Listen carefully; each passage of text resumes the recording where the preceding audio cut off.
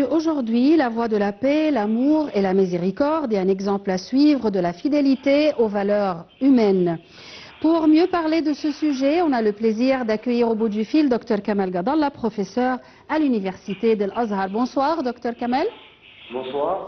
Alors, le grand imam de l'Azhar, Ahmed al-Tayyib, a rendu hommage au pape François, soulignant son rôle dans la promotion du dialogue interreligieux et de la coexistence pacifique entre les communautés religieuses. Comment vous voyez la relation fraternelle entre le pape François et Cheikh al-Tayyib? Vraiment, l'arrivée, en fait, l'arrivée de grand pontife Francis à la tête de l'Église catholique était un événement tout à fait bénéfique pour l'humanité entière, surtout après le départ de son prédécesseur Benoît XVI. Qui n'avait pas, en fait, qui ne gardait pas de bonnes relations avec les autres communautés religieuses dans le monde, surtout avec les musulmans. En fait, le grand pontife Francis était un homme de paix, vraiment, un homme d'amour, un homme de fraternité humaine, preuve à l'appui et certaines visites qu'il avait effectuées dans des pays musulmans, et aussi ses rencontres régulières avec son éminence le grand imam, dont le fruit était ce qu'on peut appeler la feuille de la fraternité, de la fraternité humaine, c'est-à-dire que tous les humains sont frères, à partir de leur origine commune, d'Adam et d'Ève. Donc, il était toujours pour le dialogue avec les musulmans. Il était aussi pour lever les difficultés, la peine des chétifs, des opprimés. Il soutenait inlassablement la question palestinienne et la question de tous les opprimés dans le monde entier. Vraiment, il n'avait pas cette tendance de faire une discrimination entre les chrétiens et les non-chrétiens dans le monde. Il considérait tous les êtres humains comme des frères. C'est dans ce contexte que la coopération entre lui et son éminence, le grand imam, était tout à fait fructueuse. Et cela se manifestait dans plusieurs événements et dans de telles relations tout à fait amicales entre les deux hommes, en fait, qui gouvernent, si vous voulez, spirituellement les humains dans la plus grande partie du monde, parce que les musulmans et les chrétiens constituent la majorité du monde actuellement. Donc, surtout, vu les relations bilatérales entre le pays de l'Occident et le pays de l'Islam. Donc, c'est dans ce contexte de coopération, de complémentarité et en fait de renforcement des voies de la coopération que s'inscrit la relation entre le grand imam et le fou le pape, qui était normalement, en fait, qui est regretté par nous tous, j'entends en fait par nous, tous qui sont partisans à la fraternité humaine en tête son éminence le grand imam. C'est une grande perte pour nous, les éclairés et les instruits du monde, les intellectuels et les partisans et les artisans de la paix dont il était en tête en fait de ce slogan vivre en paix pour l'humanité entière. Donc il faut toujours éprouver de l'amour, de l'affection, de la tolérance vis-à-vis des opprimés et de léger dans tout le monde, en tête les Palestiniens. Elle a accordé une attention particulière et un grand intérêt à la question palestinienne. Le document sur la fraternité humaine qu'il a signé avec le grand imam de l'Azhar, Ahmed al-Tayyib, ce texte est devenu immédiatement une pierre angulaire du dialogue islamo-chrétien et a été également transposé dans diverses constitutions dans plusieurs pays. Comment vous voyez l'importance de ce document de fraternité humaine? Je pourrais vous assurer avec une grande certitude que si les efforts déployés par le fou le pape et son éminence le grand imam étaient mis en vigueur sont des contraintes politiques, ou bien sont des, par exemple, des contraintes d'ordre discriminatoire de la part des grandes puissances et des hommes politiques. Si on laisse libre cours aux hommes de religion de répandre la paix dans le monde entier, il n'y aura pas de conflit. Donc, vraiment, ils ont élaboré ce document de la fraternité humaine avec vraiment une conscience tout à fait éveillée, une conviction, une persuasion et une aspiration à la paix mondiale, et il était tout à fait honnête et sincère. Malheureusement, comme il a rappelé maintes fois son éminence le grand imam, ce sont les jeux politiques, les convoitises de grandes puissances, les autres calculs qui n'ont rien à voir avec tout ce qui est humain, mais tout simplement avec tout ce qui est exploitation des autres. Donc tout cela empêche de répondre ce document de fraternité humaine. Mais vraiment, le fait qu'elle soit insérée dans plusieurs constitutions des pays, c'est une grande étape, c'est un pas tout à fait important, mais on attend aussi ce que suit, ce qui pourrait advenir. Au stade de politique, on attend que la politique n'affecte pas, en fait, d'une façon malicieuse, les efforts louables des sincères et honnêtes du monde, des bien éclairés du monde, des intellectuels du monde, pour répandre la paix, la tolérance et la coopération mondiale. Puisqu'il prônait toujours les droits de l'homme et l'égalité entre hommes et femmes, il a confié à des figures féminines des rôles de responsabilité dans l'Église catholique. C'est une idée, toujours l'idée de la statue de la femme est prônée partout dans le monde et ici en Égypte, bien sûr.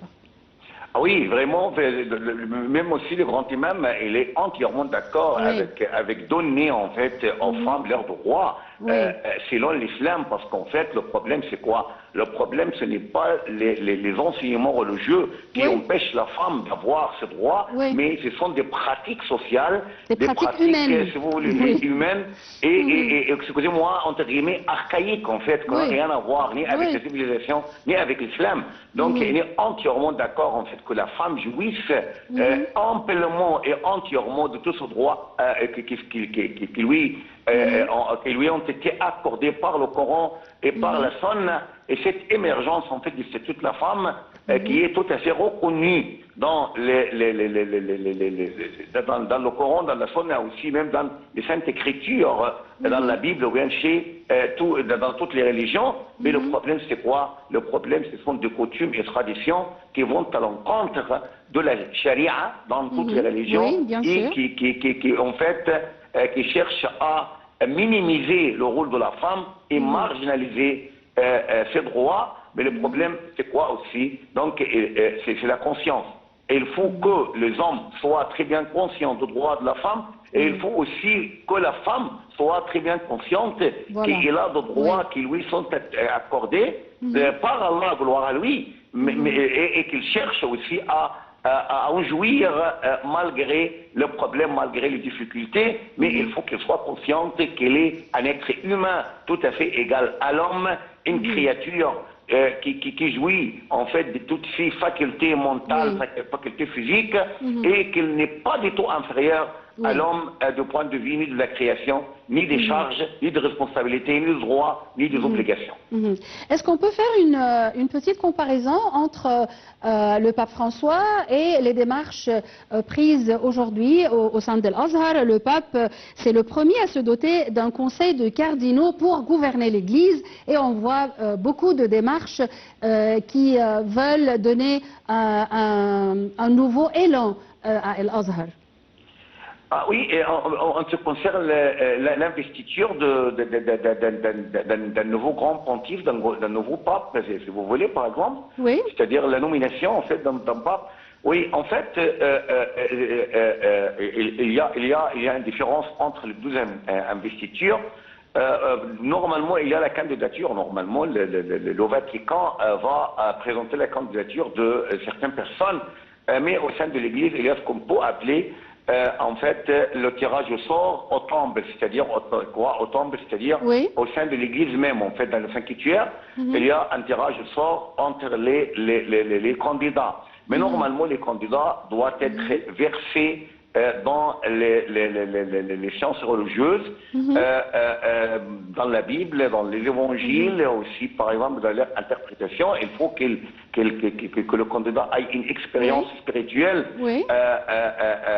Je parlais, docteur Kamel, plus précisément des démarches prises pour mettre plus en valeur l'Église catholique et aussi l'Azhar. Est-ce qu'on peut dire qu'il y a une comparaison? Est-ce qu'on peut faire une petite comparaison entre les démarches ici et là? Pour l'Azhar, par exemple, il n'y a pas un tirage au sort, mais il y a en fait, si vous voulez, le choix, ce qu'on appelle l'organe de grands ulama, Donc, il existe des conditions à remplir par celui qui est candidat à devenir un grand imam de l'Azhar. Donc, il y a plusieurs candidats, 2, 3, 4 bons. Donc, l'organe de grands ulama, en fait, se réunit pour en choisir ce qu'il trouve le plus adéquat, le plus compétent, le meilleur, en fait. Puis, il fait une décision, d'accord? Donc, cette décision est à envoyer à son Excellence le Président de la République pour le signer. Dans le deux cas, en fait, pour la nomination de grand imam, pour la nomination de Vatican, d'un nouveau pape, d'un nouveau grand pontife, la décision, en fait, ou bien l'arrêté présidentiel est appelé ou bien qualifié de ce qu'on appelle une décision révélatrice et non pas initiatrice. Il y a une grande différence entre les deux. Initiatrice, c'est-à-dire c'est le président qui choisit le grand imam. Mais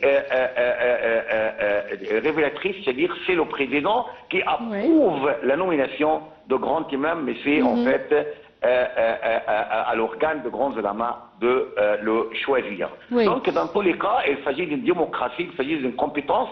Il faut qu'il soit tout à fait compétent, qu'il soit l'un des grands ulama dans sa confession, soit par exemple pour le christianisme catholique ou bien soit pour le musulman. Dans tous les cas, toujours il y a des garanties qui en fait qui empêchent que quelqu'un qui n'est pas compétent accède au pouvoir, peut-être en tête de l'institution religieuse. Oui, espérons que les démarches pour un monde pacifique continuent avec le nouveau pape, comme pendant l'ère du pape François, artisan de la modernisation et de la paix. Docteur Kamel Gadallah, vous êtes professeur à l'université de l'Azhar. Merci beaucoup pour vos éclaircissements. Et il nous reste, chers téléspectateurs, un commentaire sur le pape François, artisan de la modernisation, qui est mort à l'âge de 88 ans après 12 ans à la tête de l'Église catholique. C'est le premier souverain pontife sud-américain, Jorge Bergoglio, qui était devenu le 266e chef de l'Église catholique le 13 mars 2013. Un chapitre de l'histoire de l'Église catholique se referme. Le pape François est mort lundi 21 avril dans la matinée à l'âge de 88 ans, a annoncé le Vatican. Il avait été hospitalisé à Rome pour une bronchite mi-février. Depuis 2022, le pontife argentin ne se déplaçait plus qu'avec une canne ou en fauteuil roulant. Il incarnait l'image de pape des pauvres. Éloigné d'Argentine et qui finit par y revenir et s'imposer comme une figure populaire, le prélat ravit le cœur des fidèles avec ses yeux rieurs, sa figure sympathique et sa simplicité apparente. Il était toujours considéré comme quelqu'un de profondément spirituel, d'une grande humanité qui a les pieds sur terre et ne s'enferme pas dans un bureau, mais sort jusqu'aux périphéries. Devenu archevêque en 1998, puis cardinal en 2001, il continue d'emprunter les bus de la capitale argentine pour se rendre dans les quartiers défavorisés à la rencontre des plus pauvres. De cette proximité avec les fidèles les plus démunis, il tire son engagement contre les inégalités et les injustices sociales. Lorsqu'il est élu cardinal, il invite ses compatriotes à ne pas se rendre au Vatican et à verser l'argent épargné aux plus pauvres. Un engagement qu'il n'oubliera pas une fois pape. Il décide alors de donner un signal fort à son pontificat en choisissant le nom de François, en référence à saint François d'Assise, qui se battait pour les pauvres et la paix. Durant ces 12 années de pontificat, il s'est inscrit en rupture de ses prédécesseurs, Benoît XVI et Jean-Paul II. François est le premier jésuite et premier religieux sud-américain à occuper cette fonction. Il a tenté de réformer une institution en perte de vitesse.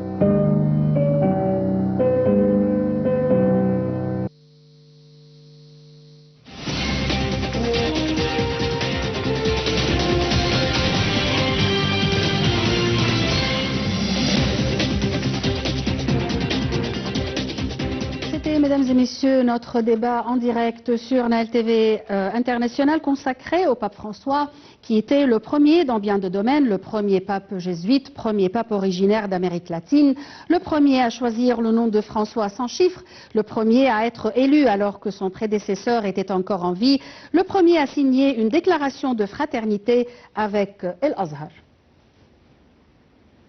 Merci mesdames et messieurs pour votre attention et à la prochaine.